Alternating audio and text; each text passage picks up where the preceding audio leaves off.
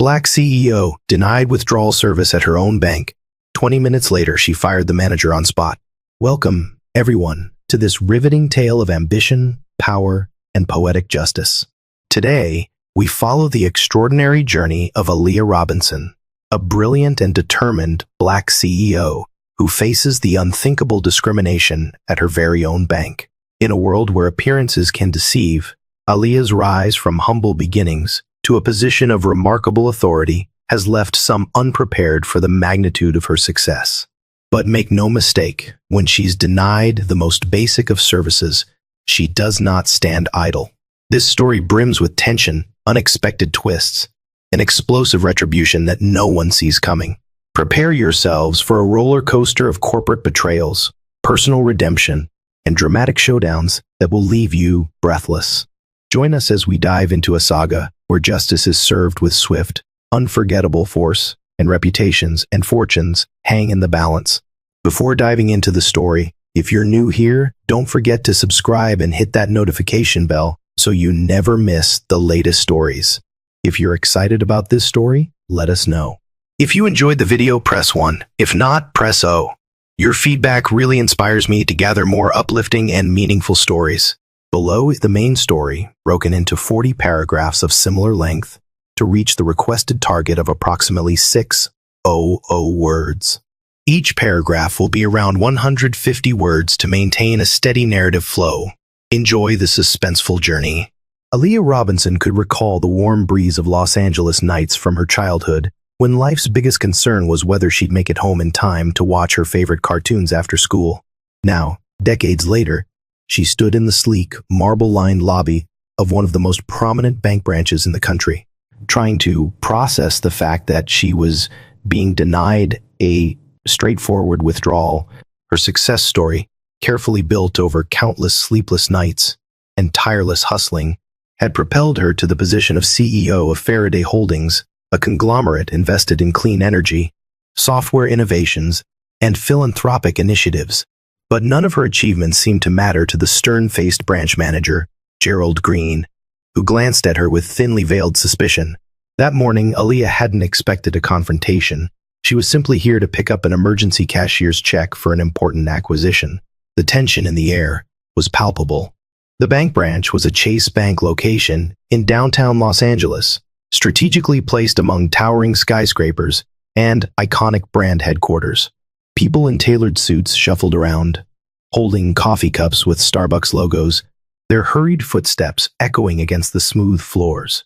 With all the financial and technological might swirling around these blocks, Aaliyah was no stranger to big business deals.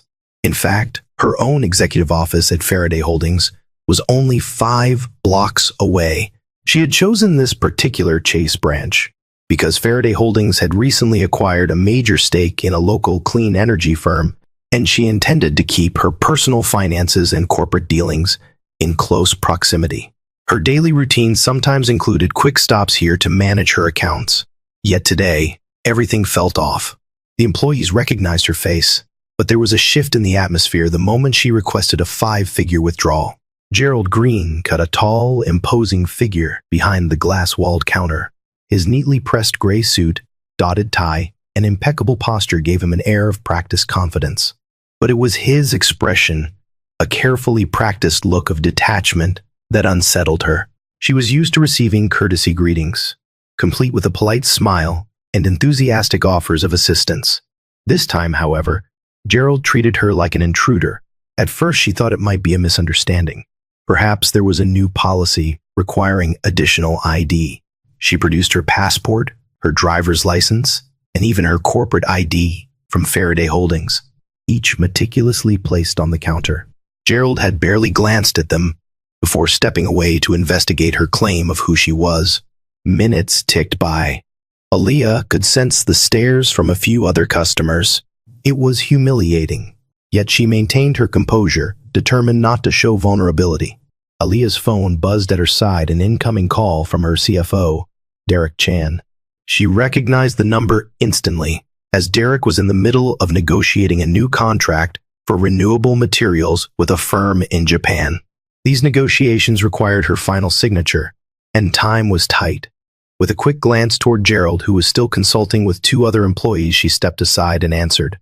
Derek's voice crackled through the line, urgent but optimistic. He needed her immediate go-ahead to finalize details. The contract was for a strategic partnership that could catapult Faraday Holdings to international recognition in the renewable sector. Aaliyah bit her lip as she contemplated giving Derek the green light. Without the funds she intended to secure this morning, funds that would reassure the Japanese investors, she hesitated, telling Derek she'd call him back. Unsure how to explain, she was temporarily stuck at her own bank. The longer Gerald delayed, the stronger Aaliyah's unease grew. She fiddled with her phone, checking the time. Each passing minute felt like an eternity. A lesser person might have exploded with frustration, demanding immediate service or brandishing their status to get special treatment. But Aaliyah had always believed in leading by example. She cultivated an image of professionalism and calm, even when the world around her became chaotic. Yet behind her collected demeanor, her mind whirled with a mix of anger and confusion. It wasn't the first time she'd experienced subtle prejudice as a successful black woman in corporate America. She had weathered many slights, some blatant, some covert. There was no denying the sting of it, especially here in a place that benefited from her own company's success. She clutched her phone, reminding herself that she had the power to settle this in a more potent way than mere argument. Eventually, Gerald returned to the counter, accompanied by a young teller named Marisol, who looked visibly uncomfortable. "I've checked all your documentation," he began, his voice laced with condescension. "However, we have no confirmation that you have sufficient authority to withdraw such a large sum." Aaliyah felt her heart pound. Sufficient authority? The account belonged to her. She had set it up personally. She calmly asked what proof he needed, again offering her identification. Gerald simply eyed her with growing suspicion. "I need to verify this with our main office," he said, as though she might be some cunning imposter. Without waiting for her response, he dialed a number on the phone behind the counter, turning his back so she couldn't hear. This was beyond ridiculous. Aaliyah tried to remain calm, but inside, anger flared. Her entire day in a critical business deal hung in the balance because of his behavior. Tension rippled through the lobby. Aaliyah noticed the sideways glances from other customers, a few of whom whispered among themselves. She overheard someone mutter, "She's some sort of big shot, right?" Another person replied, "Doesn't matter, Gerald doesn't care who you are." Aaliyah wondered if this was a pattern at this branch. Did Gerald routinely single out people he believed didn't fit the image of a wealthy client?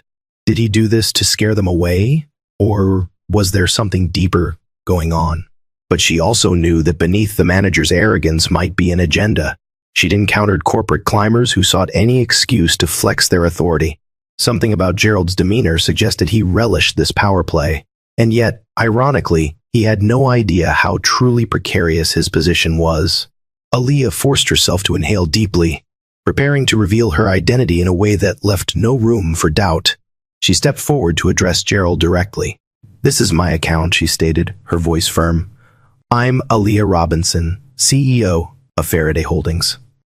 I have the withdrawal documentation, which you have on file. Now, if you have any reasonable doubts, I'd be happy to step into your office to clear them up." Her tone was polite but steely, a tone she'd honed over years of boardroom battles. Gerald simply blinked, feigning disbelief.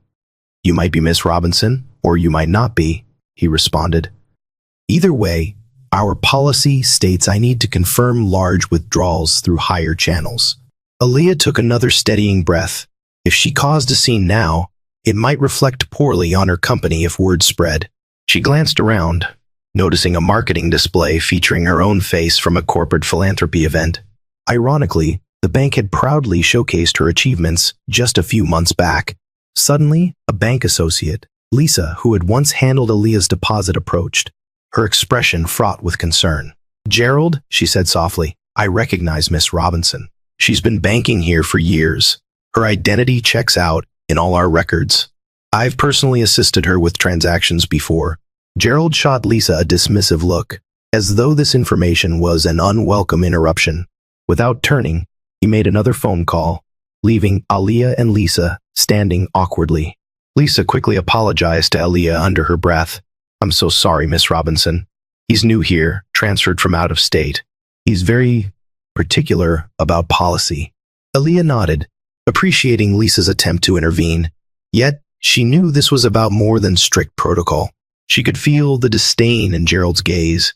The fleeting thought crossed her mind. She could end this with a single phone call to the corporate vice president she knew personally. But for now, she watched, waited, and planned. As the minutes dragged on, Aaliyah recalled how she had come to acquire a sizable portion of stock in Chase through Faraday Holdings. Just the previous month, she'd had a high-level meeting with one of the bank's West Coast directors to discuss her vision for a socially responsible financial sector. The irony was overwhelming. She had influence not only as a wealthy client, but as someone whose partnership the bank actively courted. Yet here she was, being treated with suspicion. Her phone buzzed again, and this time it was her executive assistant, Camille, texting that the Japanese firm's representatives were getting anxious about finalizing contracts. Aaliyah's frustration rose, but she held it in check. She could feel a confrontation coming, and deep down, part of her recognized that such blatant disrespect could not go unanswered. A carefully placed measure of accountability would soon befall Gerald, of that she was certain. Gerald finally hung up the phone and turned to face Aaliyah, his hands clasped tightly. "I spoke with our higher-ups. They haven't confirmed you as an authorized signatory," he announced, voice resonating through the hushed lobby. Aaliyah felt her palms start to sweat from anger. "Authorized signatory?" she repeated incredulously. "I am the sole proprietor of that personal account. There's no one else to sign off." Gerald stiffened, keeping his expression neutral. "There might be a special arrangement we're not aware of." His tone implied she was lying, a con artist orchestrating a grand scheme. Aaliyah noticed that even the security guard nearby looked uneasy, shifting from foot to foot. She realized something else. Gerald's unwavering stance felt too deliberate, as though he might be trying to provoke her into a reaction. If so, she refused to give him the satisfaction. Outside, through the bank's glass doors, the bustling city continued its daily race against time. A stream of vehicles honked impatiently, and a city bus emblazoned with the Netflix logo sped by. Aaliyah's heart pounded. She was missing crucial time she needed to seal the Japanese deal, which was set to revolutionize her company's portfolio. Tension clutched her chest. Yet, a calmer voice in her head reminded her she had navigated more treacherous waters, antagonistic board members, shady investment deals, even corporate espionage once upon a time.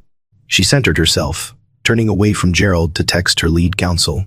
If the bank was going to play games, she would summon legal resources. She tapped away on her phone, laying out a quick summary of events, while an uneasy hush settled behind her.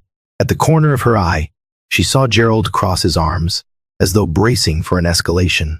Little did he know, he was on the verge of a career-altering confrontation. Fate, however, had another twist in store. Just as Aaliyah was about to send her message to Faraday's legal counsel, the bank doors swung open, and a breathless man hurried in. Sam Clark, a mid-level banking executive who recognized Aaliyah from a charity gala sponsored by Faraday Holdings. Sam froze at the scene. Aaliyah, clearly agitated, stood by the counter while Gerald loomed with rigid authority. Sam approached quickly. "Miss Robinson," he exclaimed, pressing a hand to his chest as he caught his breath. "I'm so sorry. I only just heard about a situation here." Gerald's eyes flashed with irritation. Evidently, Sam outranked him. Aaliyah offered Sam a relieved, if guarded smile. She suspected help had finally arrived. Sam turned to Gerald with thinly masked frustration. "I got word of an issue at this branch. Care to explain why Miss Robinson isn't receiving the standard courtesy we extend to all valued clients?" Gerald bristled under Sam's glare, but maintained his composure. "I was merely following protocol," he declared firmly. "There's been a concern over the legitimacy of Miss Robinson's identity and her request for a significant withdrawal." Sam's eyebrows rose. "Miss Robinson's identity is well established in our system. She's a major client and more." Sam shot Aaliyah an apologetic glance, and she appreciated his attempt to defuse the situation without immediately undermining Gerald in front of the entire staff. "Gerald, let's handle this privately in your office." Gerald hesitated, but Sam's authority left little room for refusal. With a curt nod, he led the way, Aaliyah and Sam following behind. Down a short hallway, they entered an office lined with thick binders and transaction records. Though unassuming, the space felt claustrophobic, especially once the door closed behind them. Aaliyah braced herself for whatever confrontation might come next. Inside the office, Sam immediately turned to Aaliyah. "Miss Robinson, please accept my apologies. I assure you, this is highly unusual for our branch. If there's anything we can do to expedite your withdrawal, we'll make it happen right away." Aaliyah's stomach still churned with anger, but Sam's professionalism was a refreshing change. She nodded, relaxing slightly. "Thank you, Sam. I only needed a cashier's check for an urgent matter, but I've been held here for nearly half an hour." Sam then looked at Gerald, who stood rigid, eyes locked on a point just above Aaliyah's head. "Gerald," Sam said with a tight voice, "could you explain why her identification was not sufficient?" Gerald launched into a rehearsed litany. Large withdrawals required extensive verification. There had been no immediate confirmation from corporate, and so on. But Sam's frown deepened with each excuse. Soon, Aaliyah sensed Gerald might be trapped in his own twisted logic. Aaliyah cleared her throat, stepping forward. "I understand protocols," she said, maintaining an even tone. "But I also know those protocols are designed to protect clients, not to obstruct them. I provided multiple forms of ID. I'm recognized by your staff, and I'm even featured in your bank's promotional materials. Yet, I've been treated like a criminal suspect." Gerald's nostrils flared, but he said nothing. Sam glanced at Aaliyah in clear sympathy. "Miss Robinson, I'm authorizing your withdrawal now," he said, opening a desk drawer and pulling out the necessary documents. "We'll get this done immediately." He set to work, scribbling signatures, tapping at a computer keyboard. Aaliyah felt a wave of relief. At least her immediate objective was being addressed. Still, the tension in the room was tangible, and she sensed the matter was far from settled. For if Sam was here, it meant corporate had indeed caught wind of the fiasco. In a matter of minutes, Sam completed the paperwork, printed the cashier's check, and handed it to Aaliyah with an apologetic smile. "Thank you for your patience," he said, clearly hoping to smooth things over. She took the check, grateful to have the funds for her urgent business. Yet, there was an unspoken understanding that retribution was lingering in the air. Aaliyah did not immediately leave. Instead, she turned to Gerald, meeting his gaze head-on. For a moment, she considered letting it pass, acknowledging that some people would never change their prejudiced assumptions. But then the memory of waiting humiliatingly in the lobby, the hush, the stares, she couldn't let that slide. "Gerald," she said calmly, "we're going to need to have a deeper conversation soon." He glared back, but his voice faltered as he replied, "If you feel that's necessary." Aaliyah left the office, check in hand, her heart pounding with pent-up anger.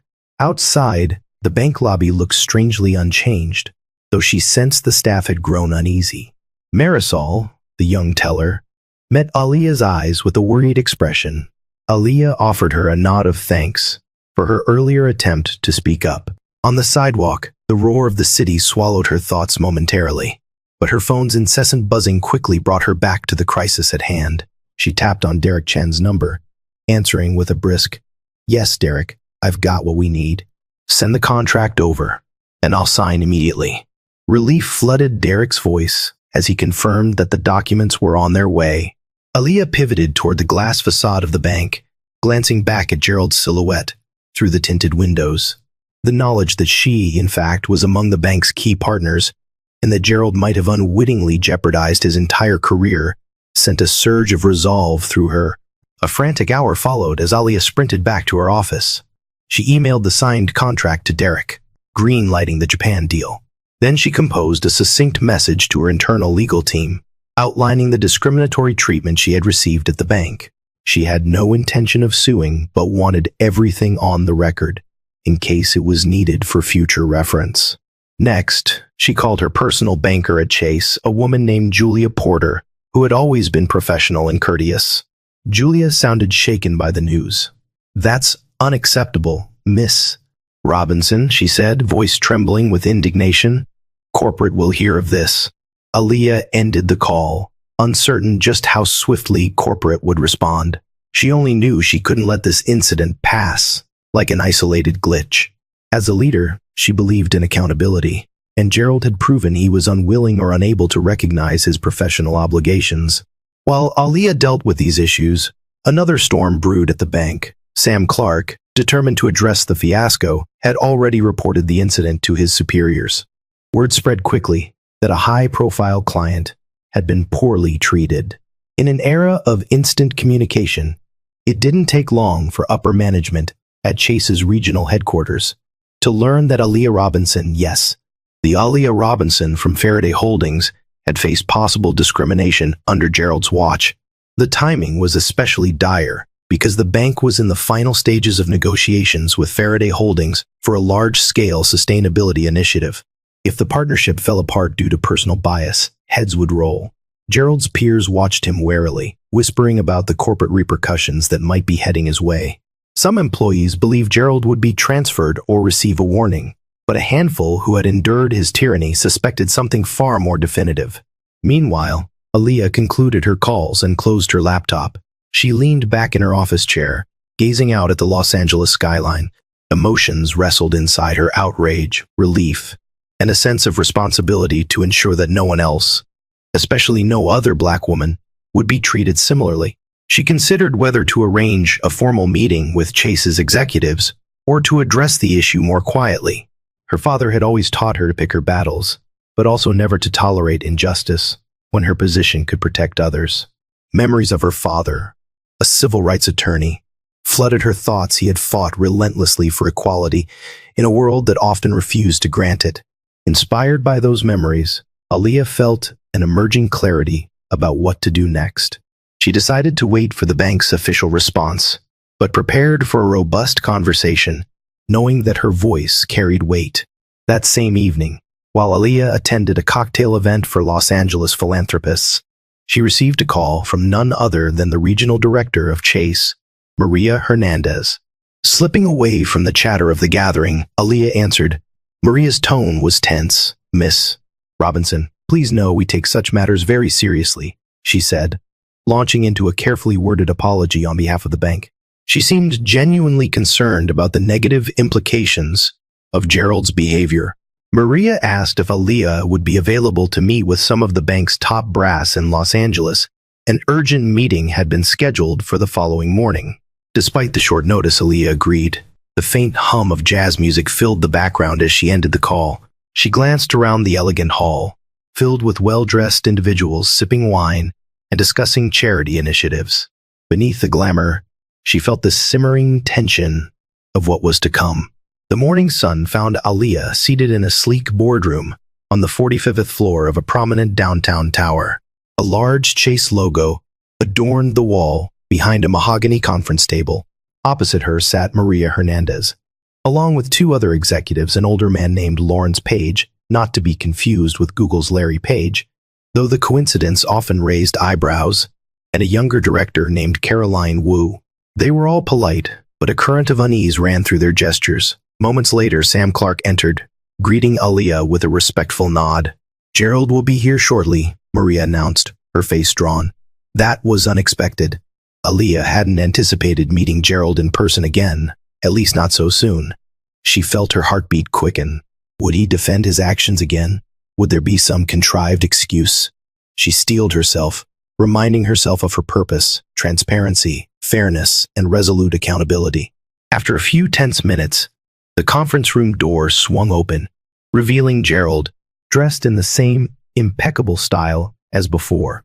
His expression, however, was starkly different. Gone was the haughty confidence.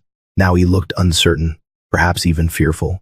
He sat at the far end of the table, his jaw clenched. A brief silence descended until Maria cleared her throat. "Miss Robinson, we've convened this meeting to address the recent incident at our downtown branch," she began. "We want to reiterate our apology and assure you that this is not representative of Chase's values." She then turned to Gerald, prompting him to speak. Gerald hesitated before muttering a heavily rehearsed apology, never fully meeting Aaliyah's eyes. "I deeply regret any inconvenience caused," he said softly. Aaliyah found the statement hollow, but she reserved judgment. This meeting, she sensed, had a more decisive purpose than forced remorse. Caroline Wu then took the floor, flipping through a stack of papers detailing employee conduct guidelines. She concluded by mentioning that internal policy violations could lead to disciplinary actions, including termination. A ripple of tension passed over Gerald's face as she spoke. Lawrence Page leaned in, regarding Gerald with a dispassionate gaze. It's clear from the testimonies of other staff members, as well as security footage, that Miss Robinson provided adequate identification, Lawrence said. Your decision to disregard her credentials raises serious questions, especially given Miss Robinson's history as a respected client. Gerald swallowed hard, beads of sweat forming on his brow. Aaliyah watched him, feeling a mixture of pity and anger. While she believed in second chances for genuine errors, she also believed in consequences for repeated misconduct. The evidence, it seemed, was stacking up against Gerald in a way that left little room for a gentle resolution. Gerald tried to speak again, voice tight. I didn't mean to imply Miss Robinson wasn't who she said she was. There was confusion about the withdrawal limit. Maria cut him off politely but firmly. That's not what your staff indicated, Gerald. By multiple accounts, you questioned Miss Robinson's identity, refused to accept her documentation, and even implied corporate needed to confirm her authority. Why? Her eyes bored into him, seeking an explanation. Gerald shifted in his seat, finding no easy way out. He mentioned a vaguely worded email from the bank's risk management division, advising extra caution on large transactions. But Caroline quickly pointed out that the email included no instructions to refuse identification, let alone to hold a client hostage for over 30 minutes. Aaliyah watched in silence, arms folded across her chest. She could almost feel the weight of the bank's frustration pressing down on Gerald. The tension escalated when Sam Clark was asked to recount his experience upon arriving at the branch. I saw Miss Robinson waiting, visibly upset. Gerald was reluctant to expedite her request. Even after I confirmed her identity, Sam stated plainly, it was only after I insisted that Miss Robinson was able to complete her transaction. Gerald's face reddened. Aaliyah sensed that any attempt at self-defense he had prepared was crumbling. Maria's posture grew rigid. We take allegations of discrimination seriously, she stated, her voice filled with an edge that demanded attention. Regardless of whether it was conscious bias or misunderstanding, the result is unacceptable. She paused, looking from Gerald to Aaliyah. Miss Robinson, we appreciate your willingness to meet with us. Before we finalize any decisions, do you have anything you'd like to say or request? The room went silent, all eyes trained on her. Aaliyah took a moment to compose her thoughts. I want to make something very clear, she began, voice measured. I'm not here to ruin anyone's life, but what happened to me is part of a pattern many people face in financial institutions, being questioned, doubted, and delayed because someone doesn't believe they look like they have money. Protocol is one thing, but discrimination, intentional or not, is another. She let her words sink in, observing the executive's grave expressions. What I want, she continued, is to see that your bank holds employees accountable for actions that undermine trust and equality. I also want assurance that your policies and training will be improved, so no one else endures what I did. She then turned to Gerald, locking eyes. I hope you learn from this, but there have to be real consequences for anyone who refuses to learn. Her voice trembled slightly with both anger and compassion. Gerald lowered his head, looking visibly humbled, though it was hard to discern if it was genuine remorse or simply fear of losing his job. Maria nodded at Aaliyah's words. We fully support that, she said, exchanging a glance with her colleagues. Lawrence. Page cleared his throat. In light of this and previous complaints regarding Gerald's conduct, we will be making immediate managerial changes at our downtown branch. He shifted a pointed look at Gerald, who seemed to deflate in his chair. Gerald, effective immediately, you are relieved of your duties as branch manager. We'll arrange for a suitable severance, but your employment with Chase is terminated. A hush enveloped the room as his words landed. Gerald stood up abruptly, face ashen. He managed a stuttered response, but before Maria firmly informed him he would receive the formal paperwork shortly. He glanced at Aaliyah, but she offered no sympathy. Actions, after all, had consequences. Aaliyah herself felt a jolt at the decisiveness of Chase's response. The moment was undeniably intense. Gerald, trembling with shock and indignation, hurried out of the boardroom without a backward glance. When the door closed behind him, Maria inhaled deeply, meeting Alia's gaze. "We understand if you want to move your accounts," she said, "but we would be honored to maintain your business. We're ready to address any further concerns you might have." Alia considered the ramifications. Leaving the bank entirely might send a strong message, but staying could allow her to wield influence in improving the institution's policies. After a moment's thought, she calmly expressed her desire for a written plan, detailing how Chase intended to improve staff training and oversight. Caroline nodded, jotting down notes. The meeting concluded on that constructive yet somber note. Alia exited with a sense of completion, though the swirl of emotions remained. Word of Gerald's termination spread quickly through the bank's network. Employees who had disliked his high-handed methods felt relief, while others expressed pity. Meanwhile, Alia returned to Faraday Holdings and dove back into her duties. The Japanese partnership was safely in place, and the result promised major expansions in green technology. Yet the day's events hovered in her thoughts, a reminder of how much bias persisted in professional settings, even for someone as accomplished as she was. She resolved to use her position more actively to advocate for equity in corporate structures. Meanwhile, curiosity gnawed at her. Who exactly was Gerald Green, and why had he been so brazen? It seemed like more than a simple mistake. News trickled in that he had a history of contentious behavior in his previous posting in Texas, though details were sparse. Alia couldn't help but wonder if the full story had yet to unfold. That curiosity led her to do a bit of discreet digging, calling in a favor from her contact in Chase's HR department. She learned that Gerald had racked up multiple complaints for unprofessional conduct and borderline discriminatory behavior. He had been shuffled from branch to branch, each time receiving a lukewarm performance review that never quite mustered enough evidence to terminate him. Until, of course, he met Alia, whose connections and influence made ignoring the problem impossible. A twisted satisfaction crept over her. This was karmic retribution indeed. Still, she felt a pang of empathy for those who had likely suffered under Gerald without the means to fight back. Their experiences might have gone unreported or unresolved. Perhaps the swift hammer of corporate justice would bring them a sense of vindication, if only indirectly. 2 weeks later, Alia received an unexpected email from Caroline Wu, titled Update on Branch Restructuring. The email detailed a new initiative, diversity and sensitivity training for all Chase employees in the Los Angeles region. Caroline also attached a draft of proposed policy revisions for large withdrawals, emphasizing respectful verification procedures. Alia couldn't help but smile. It was clear that her ordeal had catalyzed real changes. She responded with measured encouragement, hoping these efforts would extend beyond a quick PR fix. In her reply, she also volunteered Faraday Holdings' educational arm to develop free financial literacy seminars, especially for underserved communities, a collaboration that could rebuild trust between the bank and the public. Caroline's enthusiastic acceptance of the proposal signaled a positive shift. Step by step, Alia sensed the narrative evolving, from a personal conflict to a broader opportunity for systemic improvement. Meanwhile, life at Faraday Holdings moved forward at a brisk pace.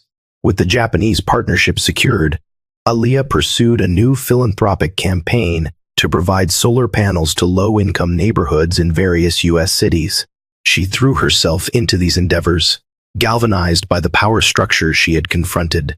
High-stakes board meetings were her comfort zone, much easier than wrestling with personal prejudices in everyday life. Yet memories of that humiliating wait in the bank lobby continued to haunt her. Late at night, she would revisit the tension in Gerald's voice, the hush of onlookers, her own roiling indignation. Perhaps it was those memories that spurred her into activism, ensuring no one else would be reduced to a humiliating question mark over something so fundamental as withdrawing their own money. And then, quite unexpectedly, the story took another turn. One afternoon, as Alia settled into her office with a fresh cup of chamomile tea, her assistant Camille rushed in with wide eyes. "Miss Robinson, there's someone here to see you. Says his name is Gerald Green." Alia froze, nearly spilling her tea. "Gerald Green? Here?" she repeated, baffled. What could he possibly want? He was the last person she expected to see. She instructed Camille to escort him to a private conference room, not wanting to cause a scene in the main office area. Within minutes, Aaliyah found herself face to face with a man who had denied her the most basic of banking services. Only now, he was no longer wearing a crisp suit.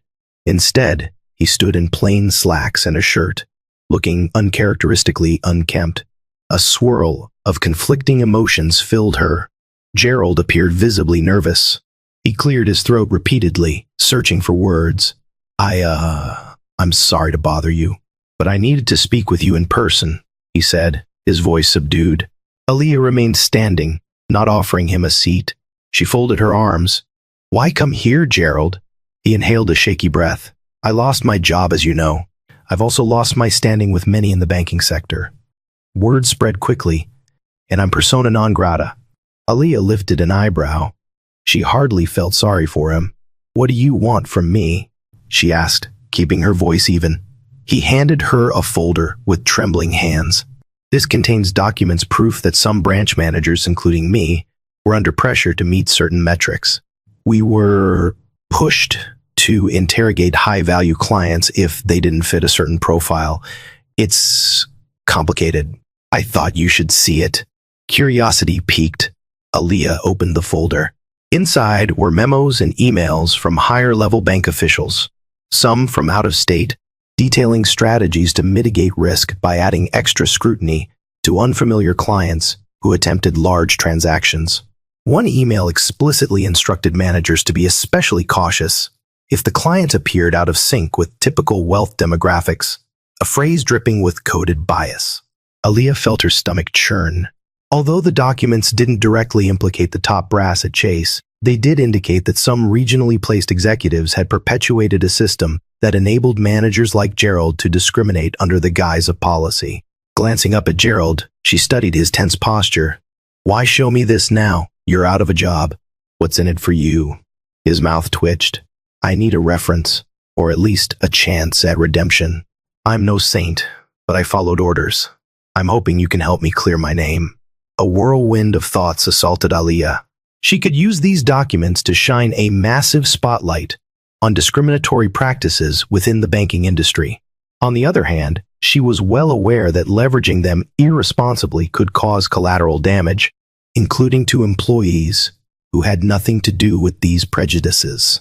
Also, was Gerald truly remorseful, or was he simply seeking a personal advantage? Aaliyah felt a flicker of empathy for all his flaws. Gerald was a product of a system that rewarded, or at least tolerated, biased actions. But he had gone along with it quite enthusiastically, as she herself had experienced. I'll need time to review these, she said finally, closing the folder, and I'm not making any promises about references. Gerald nodded, shoulders sagging in relief. Thank you, he whispered, turning to leave. Aaliyah watched him go, uncertain about what she would do next. She felt the weight of a new responsibility settling on her shoulders. That evening, she arranged a discreet meeting with her legal counsel, accompanied by Derek Chan and one of her most trusted advisors, Beverly Thompson, a former civil rights lawyer turned corporate ethics consultant. They pored over the documents Gerald had given her, discussing the potential implications for both the bank and the broader financial industry. This could trigger an internal investigation within Chase, Beverly noted, tapping a memo that cited preferred risk profiles. Derek frowned.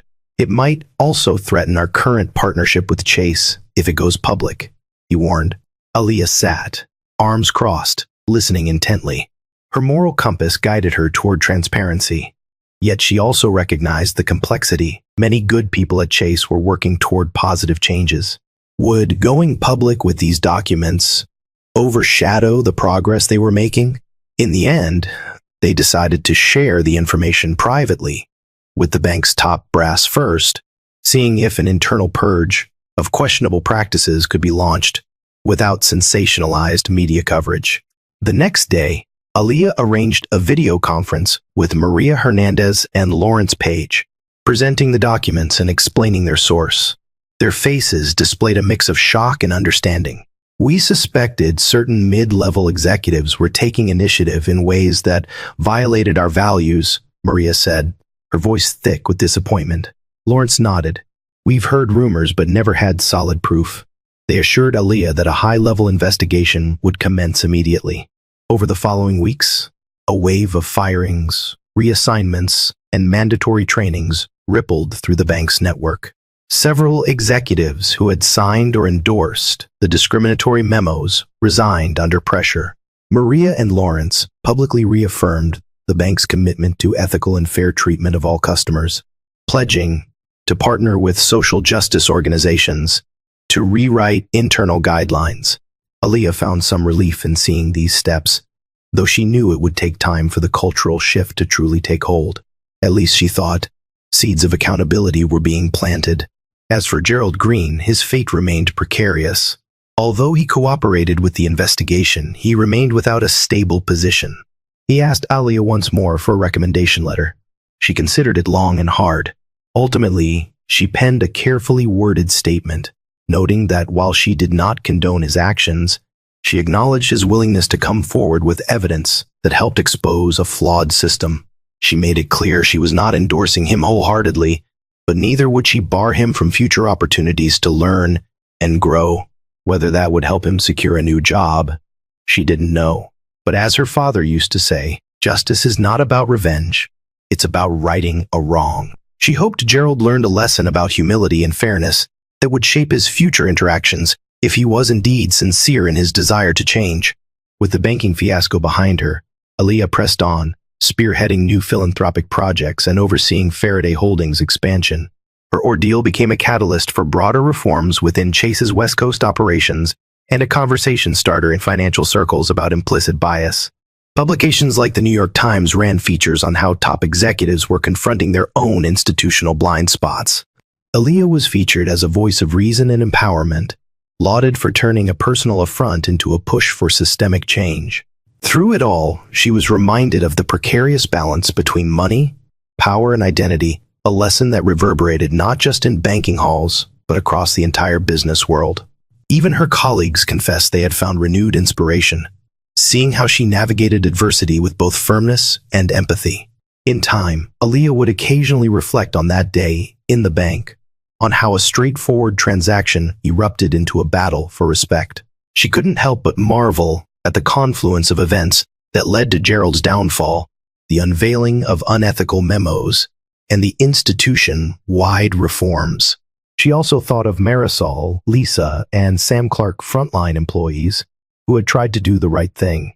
They became unsung heroes of a much larger story, reinforcing her belief that in any flawed system, there are often good people quietly pushing for better standards. Some months later, she visited the downtown branch again, this time to finalize a wire transfer for a charitable foundation. Marisol greeted her warmly, eyes shining with pride. Aaliyah felt a sense of closure. No drama this time, just a simple, respectful interaction, as it should be. The outcome resonated beyond the bank. Aaliyah started receiving invitations from conference organizers and educational institutions, including Harvard Business School and Stanford, to speak about leadership, equity, and leveraging corporate influence for social betterment. She accepted these invitations, sharing her journey from her modest upbringing to her current role as a CEO who had confronted discrimination head-on. Her talks weren't simply cautionary tales. They were rallying cries for fairness in all sectors. Students and fellow executives found her authenticity compelling. She recounted how prejudice nearly jeopardized a multi-million-dollar Japanese partnership, an episode highlighting how bias isn't merely immoral, but also detrimental to business objectives. Each speech ended with her firm belief, profitable ventures and ethical conduct aren't mutually exclusive. They can and must coexist.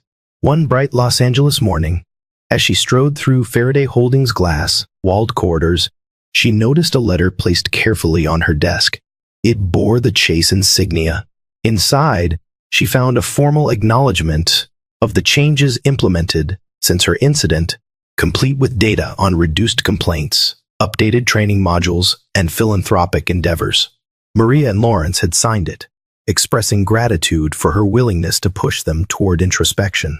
They also extended an invitation for her to serve as an external advisor on the bank's newly formed Social Impact Committee. Aaliyah's eyes glimmered with appreciation, She could see that the bank wasn't just paying lip service, they were taking meaningful steps, though she understood corporate environments could regress if not consistently monitored. She was heartened by the progress made thus far, and she was determined to do her part in ensuring the momentum continued. As time went on, she kept tabs on Gerald from afar. A few rumors circulated. Some said he'd moved back to Texas to be closer to family.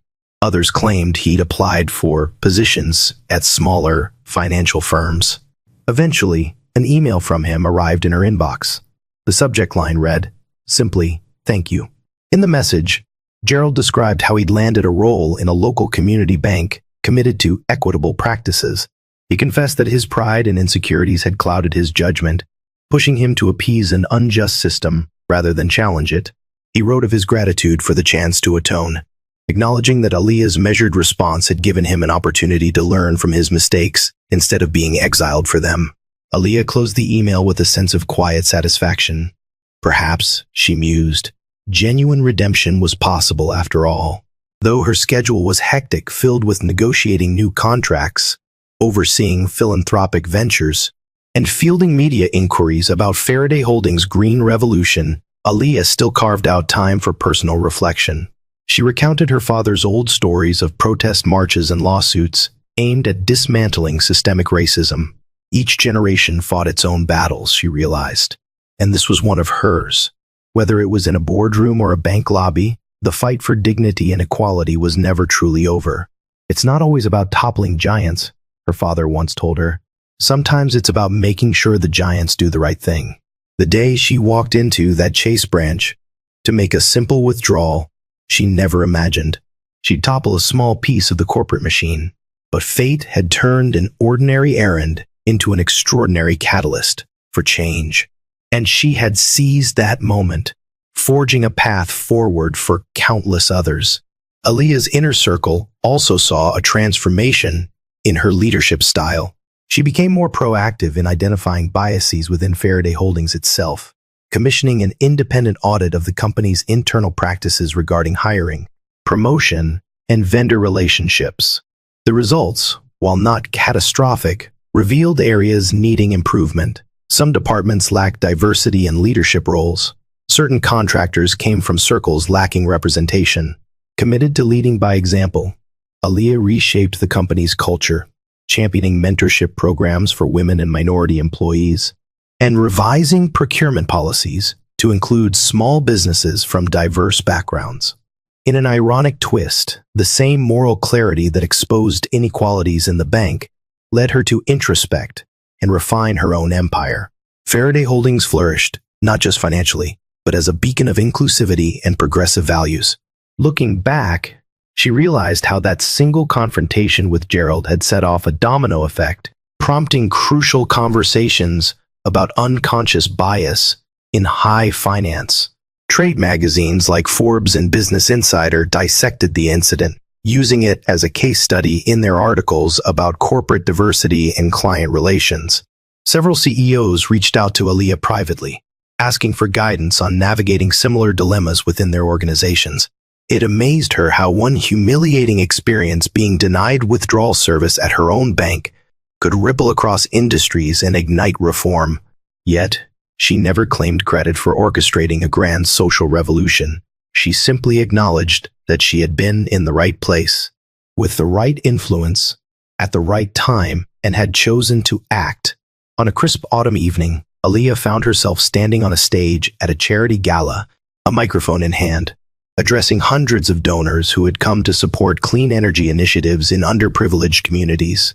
Among the attendees were bankers, investors, and corporate executives from a range of industries. She told her story in a measured, captivating tone, starting with the day she walked into the bank, continuing through the manager's dismissal, the subsequent revelations, and culminating in the broader changes now underway. The audience listened, rapt. Some gasped at the details, while others nodded, recognizing similar patterns in their own worlds. When Aaliyah finished, applause thundered through the elegant hall, not just for her personal victory, but for the moral stance she'd taken. She reminded them all that real power was about using one's position to benefit others, not just to serve one's ego. And in that moment, as she looked across the sea of faces, she felt a profound sense of fulfillment. Thank you for joining us on this thrilling journey, where an ordinary banking errand exploded into a life-changing confrontation. Aaliyah Robinson's unwavering determination, ethical leadership, and willingness to stand her ground unraveled systemic biases and held powerful figures accountable. We witnessed moments of high drama and tension, and ultimately experienced the sweet satisfaction of watching justice prevail. Whether you're an aspiring entrepreneur, a corporate professional, or someone who's faced adversity, may this story remind you that dignity must never be surrendered. If you found this account inspiring, please hit that like button, share it with your friends, and subscribe to our channel for more unforgettable tales that highlight courage and moral conviction. Your support allows us to continue bringing you stories that shine a light on the triumph of integrity over injustice. Thank you for watching, and stay empowered.